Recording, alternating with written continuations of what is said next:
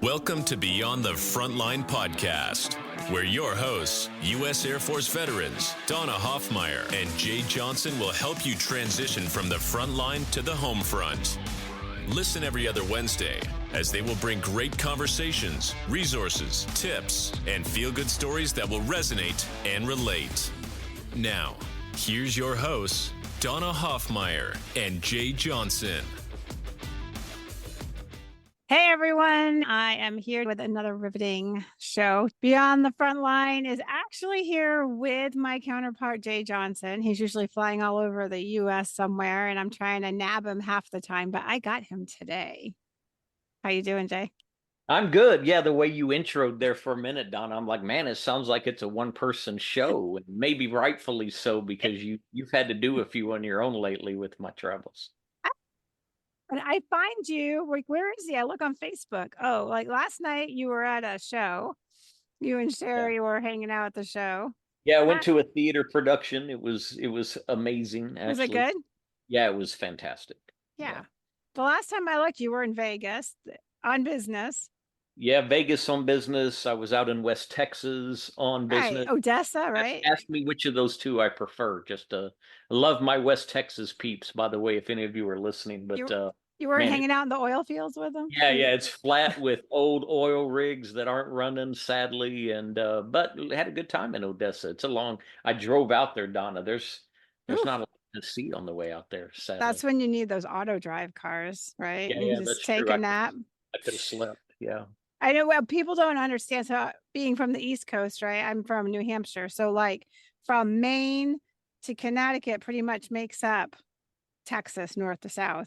And so when I tell like my mom or somebody, they'll be like, oh, it's just in Dallas. And I'm like, it's 4 hours away. Or, it's in El Paso. I'm like, that's 7 hours away, Mom. That's like all the way to Connecticut. Yeah, it took me 5.5 hours just to get to Odessa, right? I mean, and we're still in the same state. Yeah, by a long shot, still in the state. That's true. It's nuts. We all celebrate with the kids when we hit the border. We're like, we're out of Texas. Yeah, happy to get there. And then you still got a haul in front of you. That's right. True. Then what's happening in your world, Donna? Tell me what's going on with you. Let's see. We just survived.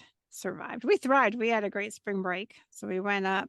If you want a little getaway, because I saw you found a little place, Ink Park camping. Oh, yeah. Ink State Park is good. Yeah. Well, we found one. Grand Prairie has Lloyd Park. Oh, nice. And we were like 10 feet off the water. It was perfect until it was going to rain, like deluge. And I was like, the ducks are going to be in our RV. So we're out of here. So we had to cut it a little short. So we weren't swimming with the ducks there. So yeah, we did that. We had a good time and then came back. Awesome. And I've just been full force launching these veteran breakfasts. I've got one going and 2 more to set up. And so that's going good. And then, just juggling it all, living the dream. Well, our guest, we'll introduce him here in a minute, but our guest used to do some RV, and I don't know if he does anymore. But I was just going to say, Donna, when you were talking about the storm coming in, it's my favorite time to be in our RV during a storm. I have the best sleep. Not I don't know with 2 teenagers. In the wind or the sound of the rain on the roof, or maybe it's just because I'm an Oklahoma boy and what people call storms here pale in comparison. But so the tornadoes that come riveting through. Well, I don't want to make lighthearted of that stuff. For those of us that are true Okies, the sirens go off. We would pop the corn and get on the roof to see if we could see it. I mean, right. It's cheap entertainment in Oklahoma. Right. Yeah, no, I prefer the little bit calmer. San Antonio gets a lot of weather, but they get a lot of weather that goes around them. Like we miss a lot of weather in there. So honestly, I'm with you. I think it's great, but not with 2 teenagers. Oh, well, point taken. You changed my whole perspective. Yep, we're good. Yeah, no. They're either going to eat everything or they're going to complain if the technology goes out and, no, I would just read a book. Magic word, duct tape. Oh, I'm just kidding, listeners. Just kidding. I'm kidding. I've never used duct tape. I just send them outside. Go play in the rain. Have fun. Oh, we're having fun. You gotta love our adventure. I know. All right. Who do we got? Speaking of let me tell you, Donna, this is this is extra special for me. I know you've had a few guests that have been that way for you as well. Uh-huh. But our guest today has been in my life for just a few months shy of 25 years, actually. But I first met him in 1999. We worked together. Good year. Yeah, we worked together on a at a headquarters ROTC regional staff, and I was an old in age, but new second lieutenant. And the guest today was somebody I instantly gravitated to because he's got this energy about him, this genuineness, authenticity of caring for people. And so he kind of took me under wing, was kind enough to mentor me. And our guest today is Peter Werner. I affectionately know him as Pete. He, just to give you a little background on him, he currently lives in Winchester, Tennessee with his amazing bride, Sandy, who I've known for all these years as well. They've got a daughter named Danny. Pete enlisted in the Air Force in 1978. It does not mean that he is old. He has wisdom. He was enlisted in the Air Force. Donna, he was actually a medical lab tech in his early years. And then my world. Yeah, a little bit of your world. Then he left and went to be an air traffic controller. Was in that non-commissioned officer space, which for he and I were both Mustangs, meaning we were prior enlisted and then went on to other things like getting a commission. So Pete did that. He eventually got his commission. He was a missile officer in the Air Force under what was formerly known as Strategic Air Command.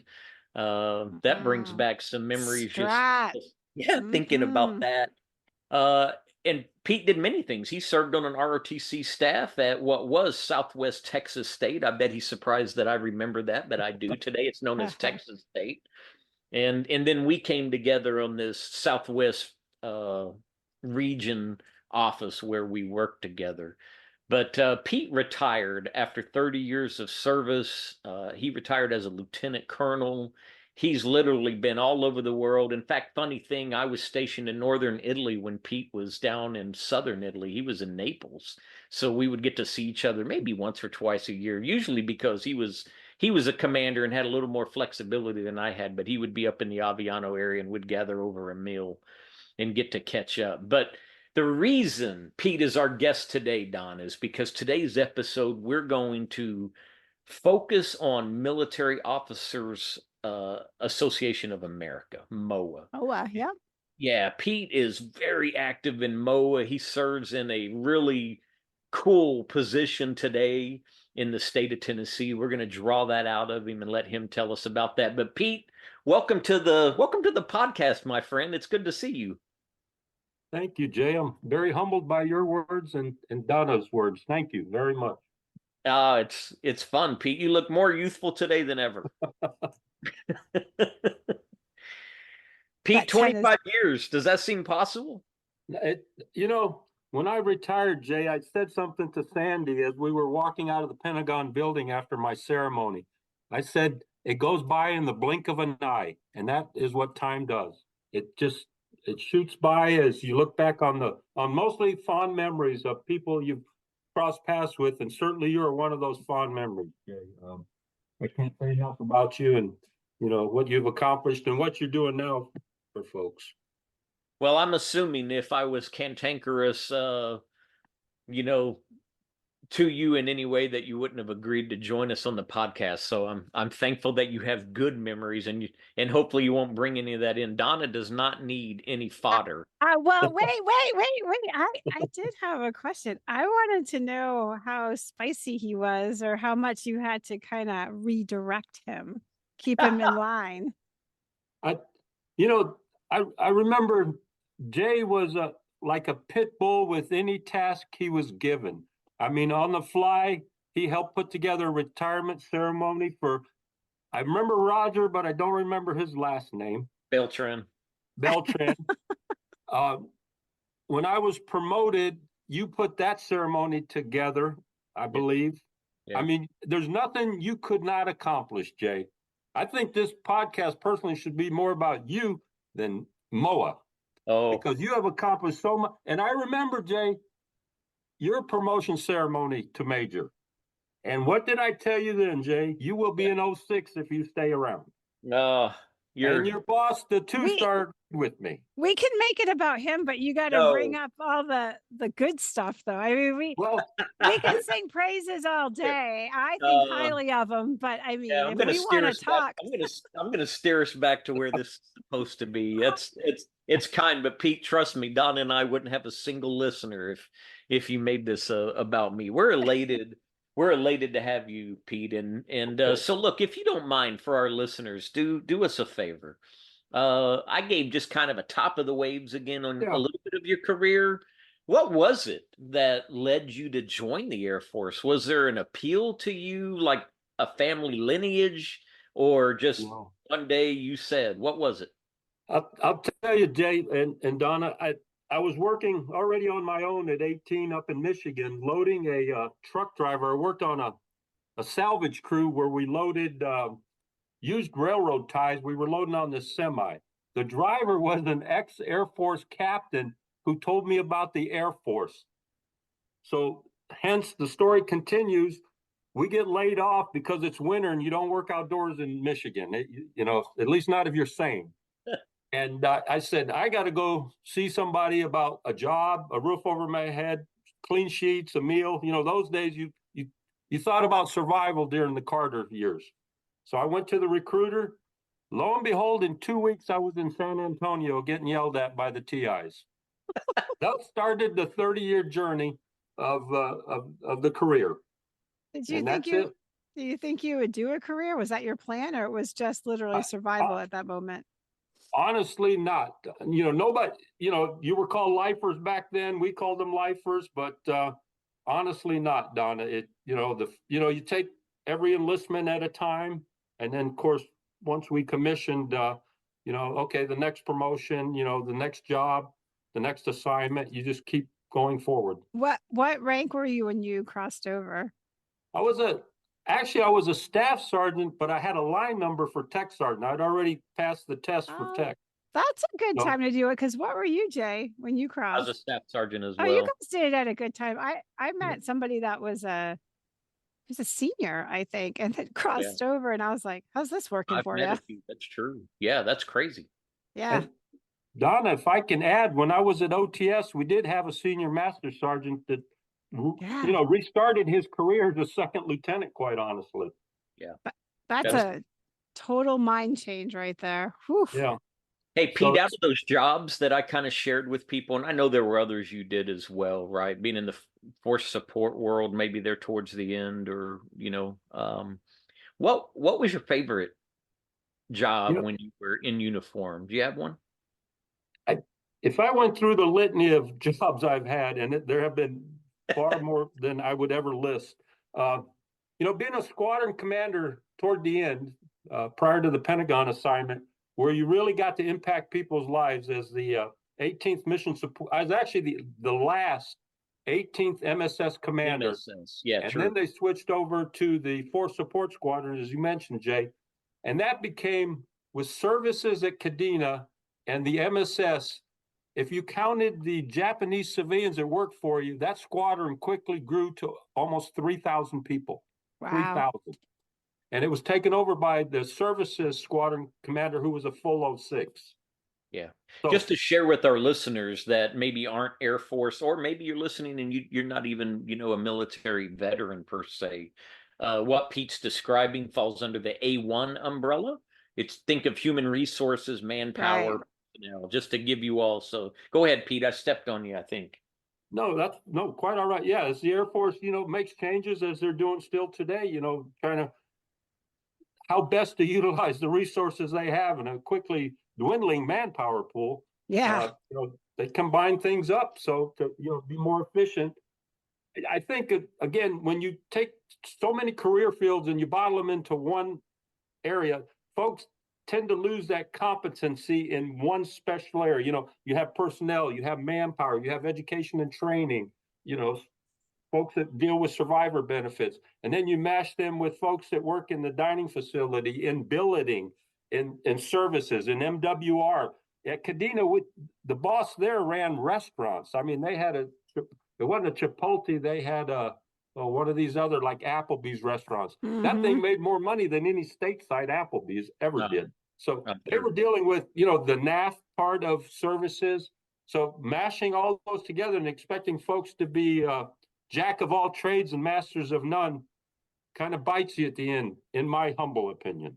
I agree with you, because I actually remember I retired out of AFPC, and I remember going over to the computer guys to ask them they would need help to build me whatever it was I needed at that time. And the guy told me, he's like, we just get rope-a-doped into this. Like, I'm a personnelist, and they're like, you're doing computers. And I'm like, say what? And he's like, yeah, like you just get sent to 2 weeks of training, whatever it is, the training, and then here you are. And so he's like, it's just the people that take to it. Some take off and get it. And he's like, people like me just don't get it. Yeah. You can't make everybody fit into those, square peg round hole kinds of situations. Personnelists are becoming generalists is what's starting to happen. Yeah. It's unfortunate. It's unfortunate, because this is why I think the Army and the Marines, for our brothers and sisters out there who have served in either one of those, this is why I think they've got it right. You're a soldier first and foremost, or a rifleman, or your infantry first and foremost, right? Everyone carries a gun. What you do aside from that but at the bare minimum, you're this, and it. And I say that complimentary, right? They clearly know what their primary mission is, and then these other things that may occupy the majority of their days and weeks is something added on. I think the Marines have it better than anybody, because they are focused like that, and they don't have medical. Giving medical guns and sticking them in infantry. Yeah. Yeah, that's true.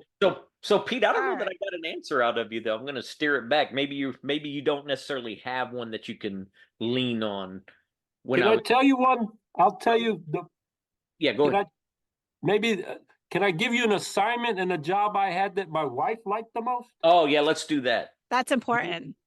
Would you mind that? No, not at all. Come on.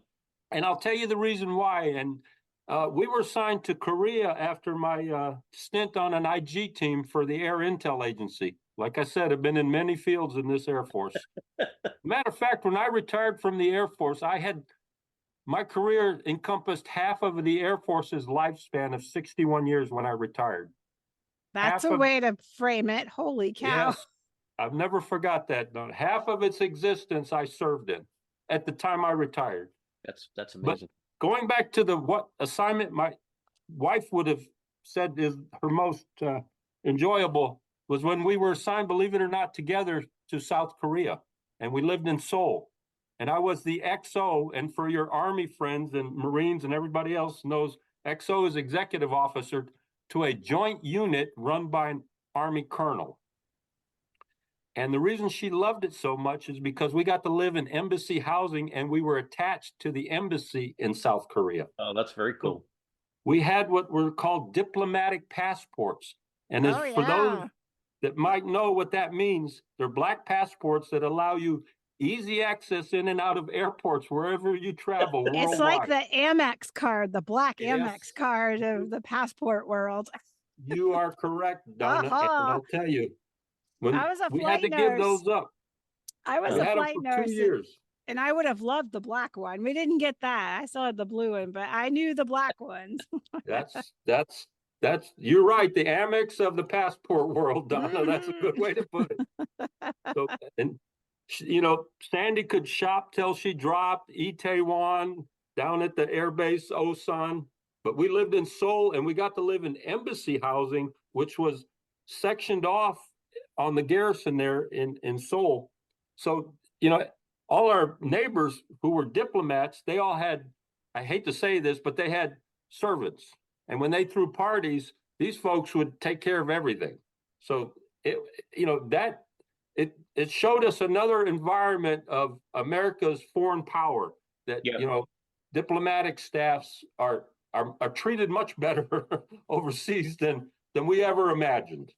And Yeah, I don't know what you two would think about this, and I don't want to steer too far off, Pete, because I really am excited about us getting to the talking about your involvement with MOAA. I think there's a lot of people that don't know MOAA, but that last comment you just made, Pete, I don't know if you and Donna would agree with this, but I have to tell you, my time serving overseas in general was some of the best times I had. We were very close knit. The teams that I worked with, had the pleasure of leading.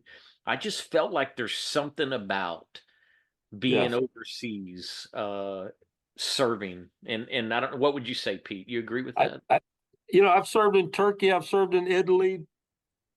IG inspections all over the world. Served in Japan.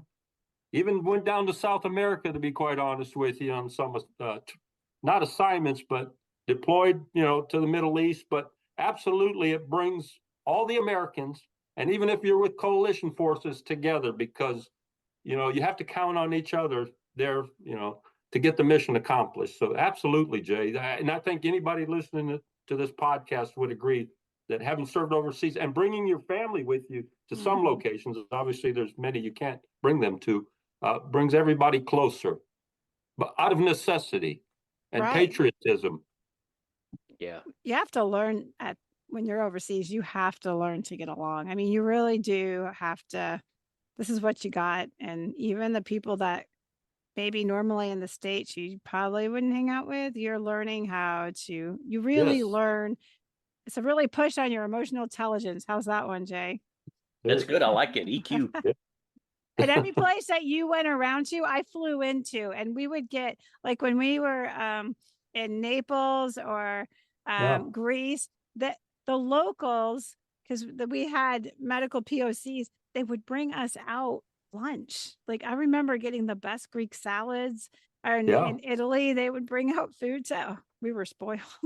Yes. The services are like, what the hell? Join the wrong branch. I do miss every bit of that. Well, look, Pete, we'll certainly give you space to come back and share if there's something that weighs on your heart. I'm really, I feel like I know, but I also know I don't know enough about MOAA. Okay. So let's start at a high level. Tell our listeners what MOAA is, what its purpose is, how many maybe are, a member. I have all the numbers, Jay. Oh, I knew you. All right, I'll just turn it to you, Pete. I'll quit rambling. All right. Well, in today's world, the Military Officers Association of America has roughly 400,000 members. Okay. Our current president, and I bet you know him, Jay, is Brian Kelly. Oh. Lieutenant General Brian Kelly. Oh, yeah. We both know him, but he was our boss. And guess what? The chairman of the board currently is General North. Oh, Gary North. Yeah. I know Gary North. Yep. So that's the big staff. They're headquartered in Alexandria, DC. And I will be there next month doing some advocacy work. So we have our big annual meeting, you could call it, mid-April. Matter of fact, we start on tax day, April 15th. MOAA's purpose, I've told you how many members there are overall. There's, and out of that, chapter membership, which is what I'm more intimately involved with, state chapter membership. There's about 400 chapters, and there's about 36,000 members. San Antonio, the Alamo chapter is huge. It has about 400 members. So that's probably one of the biggest chapters we have MOAA wide. The things that MOAA does for veterans, and people think because the title officer is in there that it doesn't work with the enlisted folks, doesn't work with spouses. No, Brian Kelly has brought a fresh energy to the president's job, and he says we're all inclusive. We take issues to Capitol Hill that cover everybody. And for example, the 3 issues we'll be advocating this year that MOAA advocates for are the Major Richard Starr Act, and that's about wounded combat veterans losing $1 for every $1 they get from the VA. So, and believe it or not, there's 372 representatives that have already signed on to that bill. Oh, so nice. It's going to look like it'll pass. The Starr Act. Then we're also going to advocate on basic allowance for housing.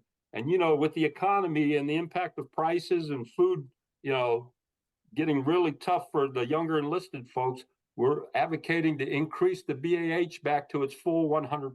And that's about a $5 billion price tag. And finally, the third thing, and I'm glad I wrote it down, really affects the three of us more. It's protecting Tricare for life. As we age and have that additional insurance on top of Medicare, when we need it. So protecting Tricare for life. Pete, I love that you brought that last piece in, because I jokingly say all the time, it's nice that when we joined the military, they said you'll have free medical for life. They may not use the word free anymore. I know that was an enticer when I came in, and today it's still way below what someone who's never served is paying for health insurance on the outside, probably.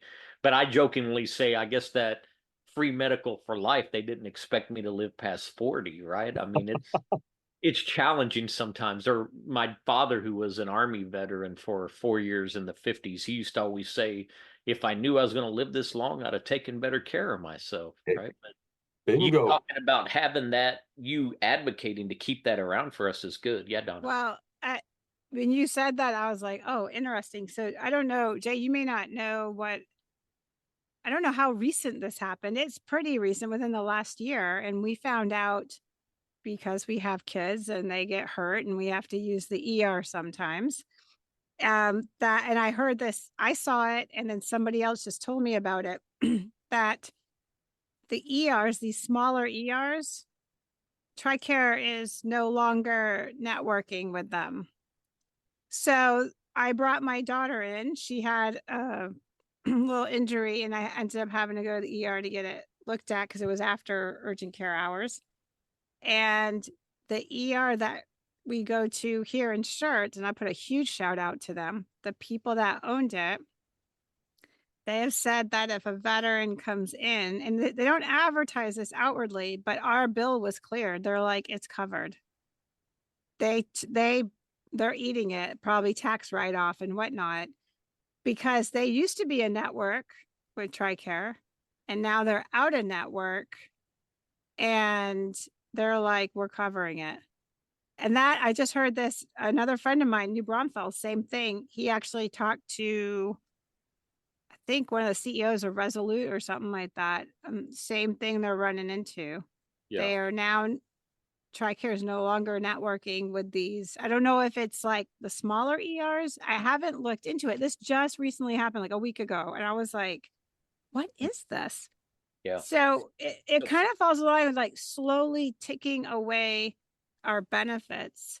And for those that are not at Tricare for Life yet, we're all merging over to Tricare West, right? We were East, now we're all going to Tricare West, which is its own like insurance. It's not Humana, it's not United, it's a whole other thing. So you say that, and it just perked my interest, because they are slowly ticking away. We still are better than our civilian counterparts, but we keep this going, and we're not, we're not going to have any of that benefit. So Pete, when you say y'all are advocating, for us to retain that, what does that look like? I mean, talk about some of the initiatives MOAA's in. Okay, well, when I say we're advocating, you've got 50 states and some territories. We're split up into teams. My team, I'm the team lead for Tennessee, being the council president. So I have a team of 3 people. Last year I had Dr. Don Thompson, who sits on the MOAA National Board. You'll always get a board member, the local council president, and then I have also a surviving spouse. Her name is Nancy Mullins. Her husband died in Afghanistan. He was a helicopter pilot, part of the airborne unit at Fort Campbell. And they're both super. They know what they're doing. So I've already sent out the scheduling letters. I've got 5 confirmations back. And I'm talking fast, but Tennessee has 9 representatives, and we have 2 senators, Marsha Blackburn and Bill Hagerty. I won't list all the reps, but I know every one of them. Mm-hmm. So from the east part of the state, working our way all the way to Memphis, you do the scheduling letters, you send the issue papers, and on one day, and this will be the 17th, it's Wednesday, we'll go up there. And if you've ever got the MOAA magazine, you see the big picture of about 200 people assembled in front of the Capitol. We'll do our photo op, and then we'll start scurrying around the Capitol in the office buildings, the Cannon, the Russell, on the Senate side, on the House side, and knock on the doors of these legislatures. Their schedulers will be expecting us. We have about 15 minutes to go in and say, hey, can you support this HR? Can you support this Senate bill? Usually we don't talk to the principals. We usually get the staffers, legislative, defense, veterans, or sometimes we'll just get anybody that's available. But then they need to push that to their boss. These are young intern kids we usually meet with, but a lot of them have it pretty much on the ball. I'm proud to say in my district, we have Scott DeJarlais. I'm in District 4 down here, and he knows us pretty well. And he was so welcoming because we know him. He said, Pete, if I'm in committee, I will leave the committee to meet with you guys. That's how much he thinks of veterans and their causes. Nice. And he's a doctor. He's an MD. We actually have in Tennessee 2 MDs that are in Congress. The other one is Mark Green. He was a special forces doctor. And Donna, you'd love Representative Green and DeJarlais. They're great people. You used to have a nurse too. I think she's yes, and that's Marsha Blackburn. She's now the senator. Yeah. Marsha's a pistol, but she is so damn busy. All you'll ever get is her staffers. Last year, she was on her way out from a meeting, ran out the door and just waved at us. Hi, guys, and down the hallway in the Dirksen building. Sounds like Jay. That's it, Jay. That's the it's a whirlwind day. I mean, we went so long. We went overtime. They give us from like 9 to 4 to catch the bus back to the hotel. We caught an Uber at 5 o'clock because we missed the bus for our piece of the advocacy. I know there may be more, Pete, that y'all are doing. In fact, I know there is, so I don't want to trivialize that, and I don't want to take away. I want you to continue to share other things. Help boil down for the listener what it looks like to get involved, to join and involved, right? How often do y'all meet? What is a typical meeting look like? That kind of thing. As I mentioned earlier, Sandy and I went to our chapter dinner last night. So we became chapter members when we moved here. We got a letter. MOAA will put out, they're called catchment areas, and they have a big database. So if you're a MOAA member and move to a different area, the membership chair of that chapter's area will get a list from MOAA who he can then send recruiting letters to. Well, we got one from Jim Mapes, a great guy. He was the membership chair back in the day. And Sandy and I went to the first dinner. You know, we liked it. We got a free meal. We started getting involved. I started out as the second vice president of the chapter. I became the first vice president. These are all 2-year stints. Then I became the chapter president. The time I joined, our membership was in the 70s. Somebody asked me this last night. Today, we're at 108 members in our chapter, which is pretty, anything over 100, you've got good numbers. So that's how you can grow within the chapter. There's various, positions just like anywhere. And there's quite a few of them. And then I've moved on to the council now, and I started there as the second vice president, then the first, and now I'm the council president, and proud to represent the 10 chapters in Tennessee, all the way from Johnson City by Bristol, Virginia, and Bristol, Tennessee to Memphis. I've been there. Yeah. And so, we cover the state. I just want to say, we have such distinguished members. I'm going to say a name, and you two are going to know it, believe it or not. Our Chattanooga chapter, which everybody knows, Chattanooga Choo-Choo, Chattanooga, Tennessee, recently had someone awarded the Medal of Honor, Jay, Captain Taylor. You guys probably remember Biden putting the Medal of Honor around his neck in September. He was a helicopter pilot in Vietnam that rescued 4 special forces folks. They hung onto the skids of his Apache helicopter because they were about to be annihilated by the North Vietnamese forces. Yeah. Well, it took this long. He got the Silver Star for that. And by the way, his commander told him not to go in there and rescue those guys. He was given an order not to do it. But that community coalesced around this man for years to get him the just honor of the Medal of Honor. And of course, believe it or not, he just passed away 2 months ago after receiving the Medal of Honor. Oh, Captain wow. Tate. So Nice that he got to receive it while he was living. Yes. His last months, Jay, and people in that chapter, because you're allowed to invite 100 guests to the ceremony. Not the whole chapter went. They've got about 160 members, but quite a few were at the White House as that ribbon was being put around his neck. Oh, wow.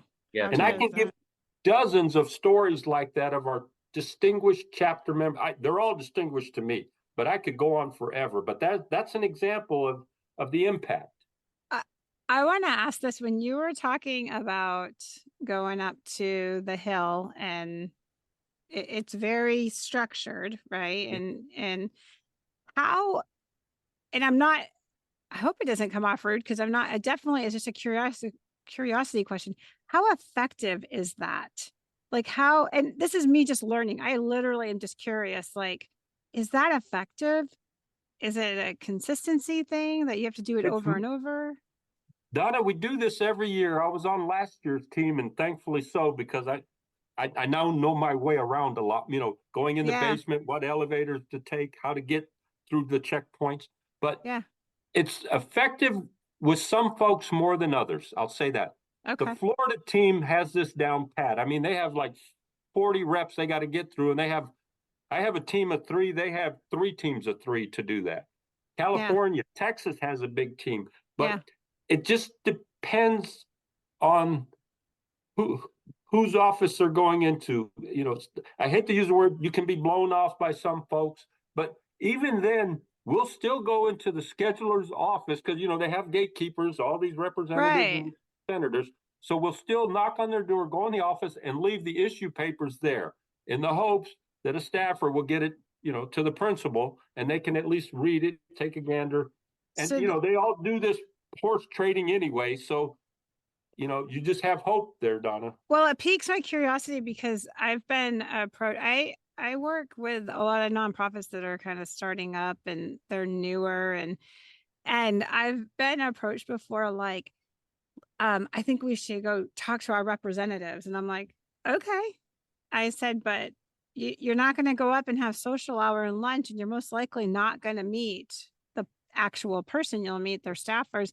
Do you have like a one sheet ready? Do you have stats, numbers? Are you laser focused on what issue it is? Because if you don't research what they cover, so, I showed this person, I said, let's go find their policy. Let's go look at all this stuff. And then, you need to write to that, because you words on paper will last a lot longer than the words coming out of your mouth, So I was just curious. It sounds like that's what you guys do. It's very laser focused. Yeah, absolutely, Donna. We'll get a full day's training on advocacy the day before we go to the Hill. But MOAA has a government team that lobbies all year round. And these are just 3 issues. There's 20 issues on their website right now, concerning surviving spouses, pharmacy, the Guard, the reserves. So there's way more issues than I just told you all about that they advocate for all the time until those bills. The best example is the indemnity compensation. MOAA and the military coalition got that passed. So it's that hit that the dependents take by getting that compensation in 2024 will go away. There'll no longer be a hit to what they should fully receive. So Pete, can you explain that? Because we do have civilians that listen. They want to, when you said that to me, Jay and I nodded our heads like, oh, I remember that, what the indemnity compensation is. It is a payment given by the government that if your spouse dies of a service-connected disability, you, the family, the surviving spouse generally, that's, it could be family, but because there are other categories, but the surviving spouse can apply for this benefit through the VA. And if they're awarded it based on their spouse's death, the easiest one to say is about a heart attack, and they were service connected for high blood pressure. Right. The spouse could apply for the DIC payment. And if they were awarded it, right now it's in the $1,500 a month range, at $1,534, somewhere in that range that they would receive for their life based on their husband's cause of death and service connection.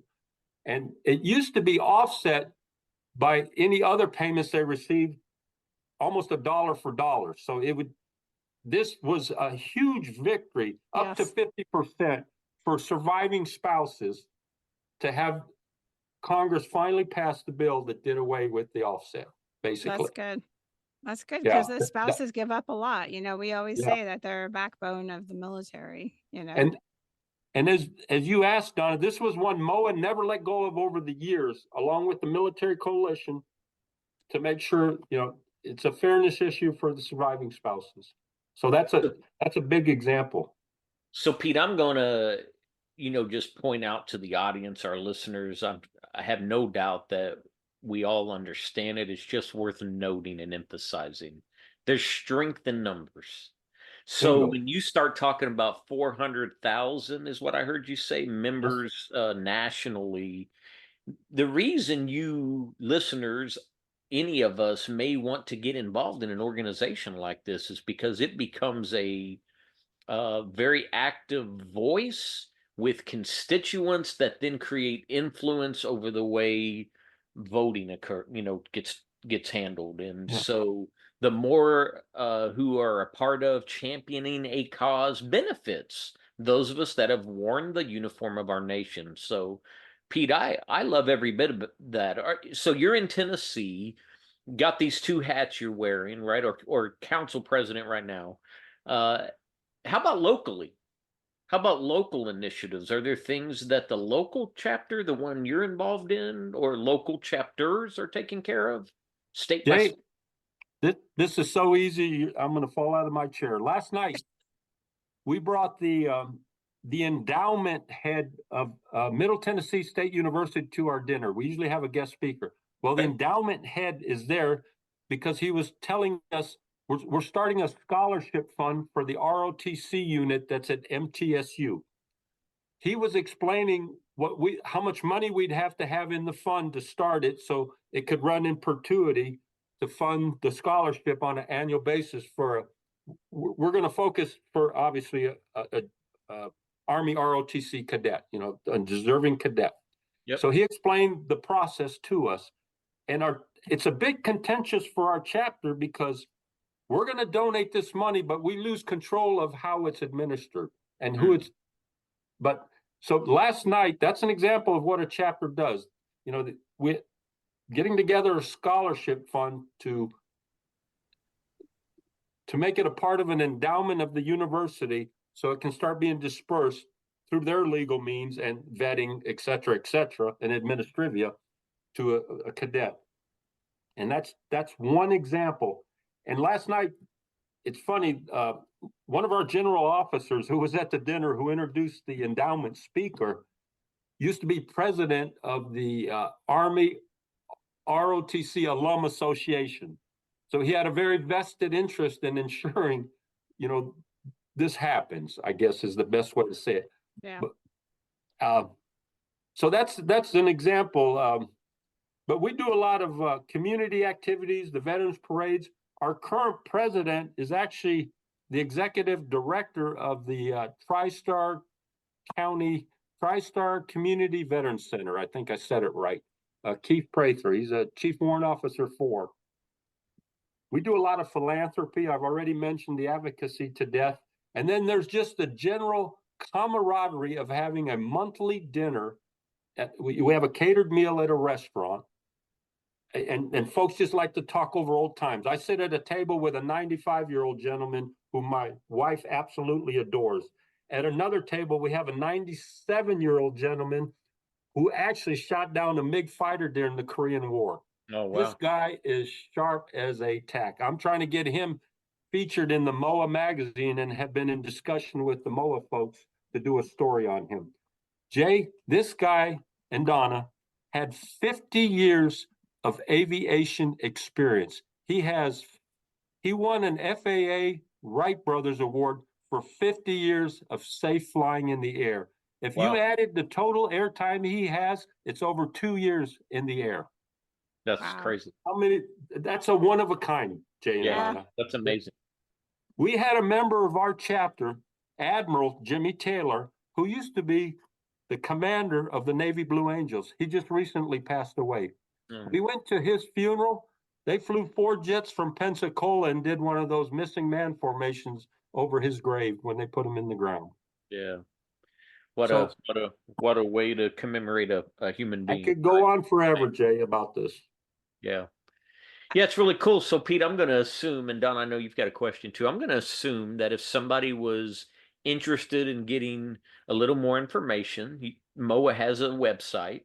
They could go out there and see the causes that the organization nationally is championing. They could find out where the nearest chapter is to them. They could maybe even join online, and then what you were talking about earlier, they're gonna find them and know they're there and connect them with the group. But anything else you would share with listeners who are maybe now, saying that I haven't been a part, but maybe I need to be a part of this?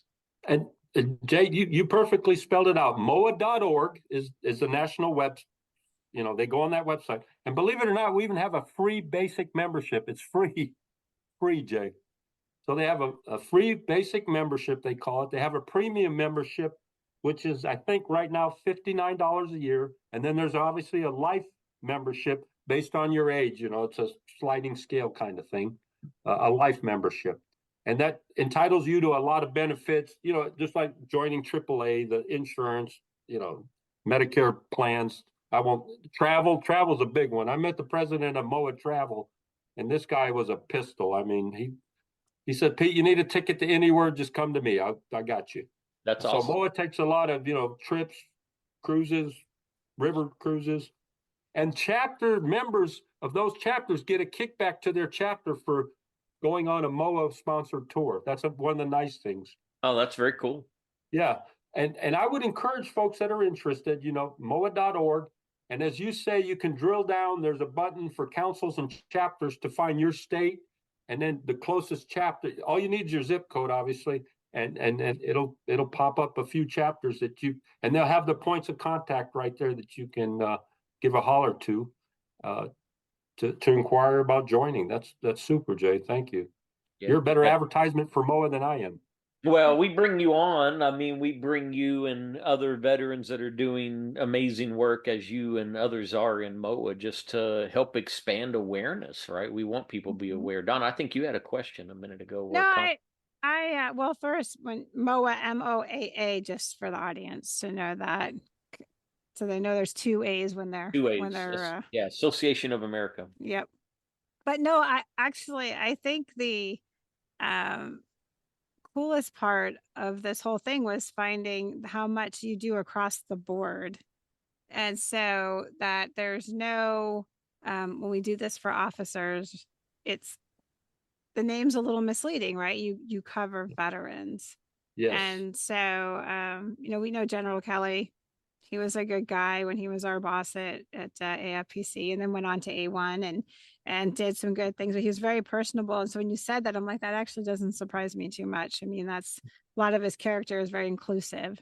So it was nice to hear that it wasn't really officer, even though it's in the title, it's across the board, and we advocate across the board.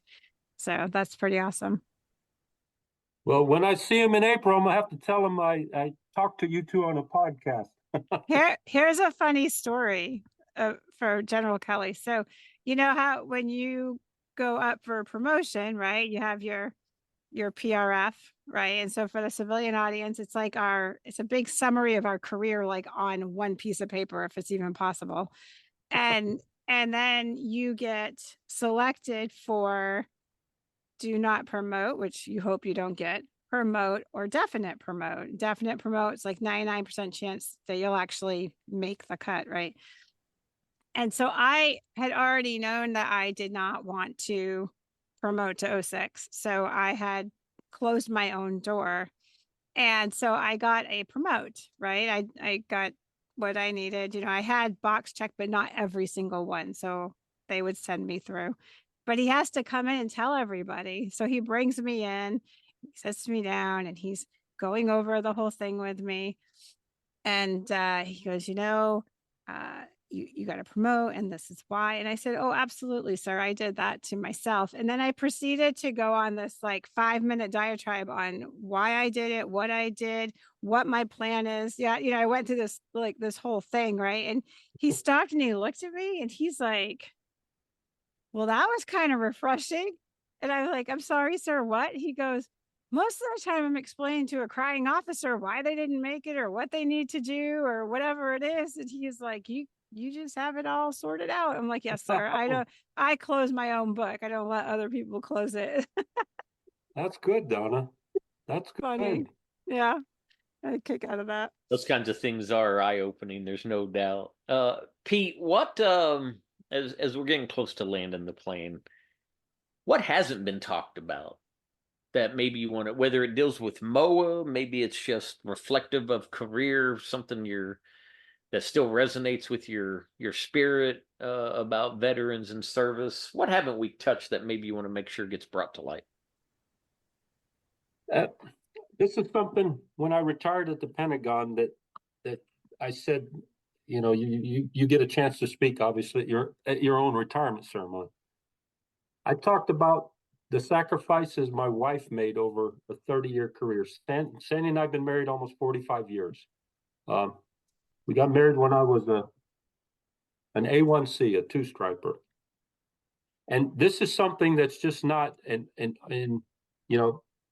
as much brought to light, I think, across all organizations, whether it's American Legion, VFW, MOAA, I don't care, active, Guard, Reserve. It's the sacrifices that the spouses and the dependents make through, whether it's a one-term enlistment, 10 years, the whole lifer, saga. But that, I think, thinking about the loved ones that have really, on the home front, sacrificed is what I would leave your listeners with, and never forgetting that. We go off and do our jobs, male, female, doesn't matter. We do what we're supposed to, but we have a focus for that mission to get accomplished, because at the end of the day, that's what it's all about. But thinking of those that are left behind in a sense of our loved ones, yeah, that's what I would leave the listeners with, of never forgetting, and the higher ups also never forgetting that, really. Yeah, I love that a lot. I know, again, I've known you and Sandy for so long, and I think one of the neatest things, Pete, is when I met you in Sandy for lunch about 1.5 years ago now in Tennessee. Sandy is just as actively involved and passionate about MOAA as you are. So, yep, spouses are a part of the military experience, the whole journey. And we don't ever want to negate or forget their contribution to a service member's success. So love that you brought that in. And Jay, I don't want to give you and Donna a test. I'm not going to ask you if you know MOAA's motto, but believe it or not, never stop serving. That's MOAA's motto. Yeah, what's funny you said that, because what was weighed on my spirit a minute ago was, to any of the listeners, I wanted to say you're not done yet. Yeah. Right? You're not done yet. If you're like those of us that are in studio together right now, Donna, 22 years, if I remember correctly. I had about 22 years. Pete, 30 years of service. I think the three of us would agree that there's something special about the camaraderie that's experienced. Donna still operates heavily in the veteran communities, and I'm still in some circles of them for sure. But you still have so much more to give. You're not done serving. No better voice can advocate on behalf of veterans than a veteran. Yeah. I continue to meet veterans once in a while when I'm out and about. So when I was in Vegas conducting training, one guy said, well, I only wore the uniform for 2 years, Jay. I don't need to know the circumstances of any of it. The fact that he wore it, I made sure he knew how appreciative I was of it, and how, quite frankly, proud he should be of it. Because, again, a statistic that I believe we all know is only 0.5% will ever wear our nation's uniform, or at least up to this point in time have ever worn our nation's uniform. 0.5% of our nation's population. So I love, Pete, that you're still out there on the front line, you and Sandy and many others advocating on behalf of our veterans. We deserve to be taken care of. We've done a lot on behalf of this incredible country, and we don't want to diminish or negate the sacrifice that came with serving. So love that you brought that in, Pete. Donna, what say you? Well, I think you summed it up well. And Pete, I thank you for coming on, because this was actually enlightening. I did not have a good grasp of what MOAA was doing. I knew a little bit, but it was interesting to learn everything that's going on. And now my interest is piqued in a couple of things that I'm going to nail you after the podcast, because I have some questions. Look out, Pete. Look out. No. I'm full of them. But I think that, you know, when I asked the question about is it effective, it was probably a little baited, but consistency and always coming back to it and being persistent, that's what it takes. And anybody that is in that realm has to have that understanding. It's not a one time and you're done, which is really no different than starting a business or doing anything, right? You can't practice once and be excellent at something. You know, you can't start a business on day one and immediately be successful. So why would we think legislature is going to change the drop of the hat, which we know that doesn't happen. But near the end of my career, I actually got to see policy, and I was involved in some of the policy making from my office. I wasn't doing anything huge, but I got to see how it's made and be involved in that. I got to see how it was executed and implemented. And then I go watch it miss the bullseye. Not completely, but it wouldn't hit where we wanted it to. And then we'd have to go back and look at that. And that is an enormous process. And then there's, as you know, there's a ton of factors in between that. So anybody that's wanting to get involved, I think I say all that to say that you have to have tenacity and you have to manage those expectations on how the changes happen, because you don't turn a ship on a dime. You know, it takes time. So if you're going to get involved, know what you're getting involved in, jump on in there. And like you said, numbers mean something, you know, 400,000 today, 500,000 next year. And the bigger that gets, the harder it is for them to, you know, not hear us. Right. Yeah. So, and you guys are doing great things. That the indemnity was huge. Were you guys involved in the PACT Act? Did you guys advocate? That's enormous. I was going to mention that. Yeah, that was another big one. And then, you know, the Tricare for life. Jay and I are just under the whole for life part. Jay might be a little closer than me, but it still impacts, right? Like people don't get that. I'm like, well, I might not be using Tricare for life now, but I'm going to eventually. And if it's all dismantled, then what? I'm going to go from what I have to nothing, you know, like what happens? It's a jolt, you know? So good work you guys are doing. It's impressive. Thank you.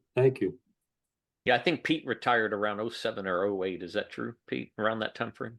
We walked out of the Pentagon in, 09, actually, in the end of May. That's right. So I hung my uniform up in 2010. I just couldn't imagine serving anymore without Pete Werner. That's what it was. Yep. Had Pete not retired, I may have held in there a little longer. Right. But once my mentor left, I said it's over. That's it. I gotta go. Jay and Donna, if Sandy had her way, my wife, I'd still be serving today. She's like, he has to go. Yes, ma'am. Yeah. That's 30 years. Are you sure? Yeah. Actually, you know who lives in San Antonio? A quick side note, so we don't run this too far over.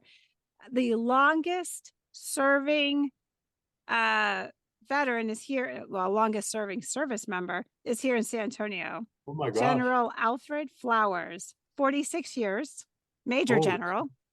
I met him. He's a character.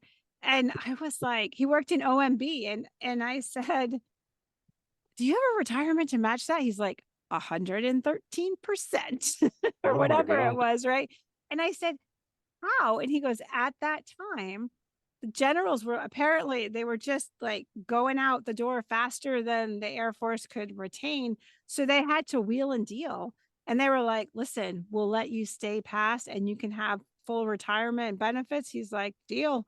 He goes, I might have stayed a little over my time, but he's like, I did get the retirement. Yeah. Oh my God. 46 years. And his Wow. story is incredible. Absolutely incredible.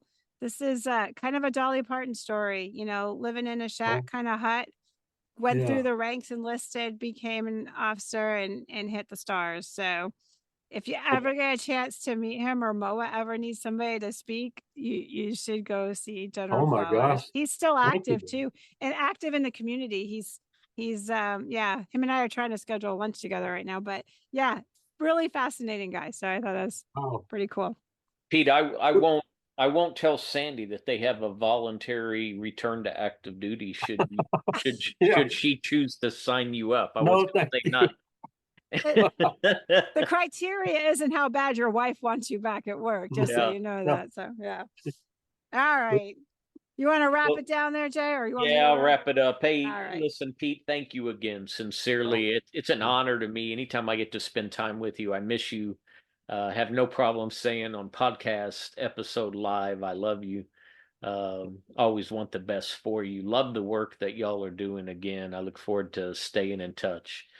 To our listeners, we've hit it. I hope you found some goodness in this episode, things that you can apply in your local community if you desire to go out there and become a part of this incredible organization, MOAA, the Military Officers Association of America. I think that can only bring goodness. Your voice matters. We need more advocates. And so just on behalf of Donna and I here at Beyond the Front Line, on behalf of our parent podcast group, Coming Home Well, thanks for tuning in. Thanks for listening. We're going to continue to find relevant content, raise your awareness, keep you plugged into veterans issues. If you like the podcast, remember to smash the like button, share, follow, subscribe. We want you to be tuned in with us, and Donna and I always welcome your inputs. So again, on behalf of us all, thanks for listening. Have a great week. Thank you. Thanks for listening to Beyond the Front Line, a podcast of Coming Home Well. Join us every other Wednesday. And if you enjoyed this episode, please share it with others, post about it on social media, or leave a rating and review.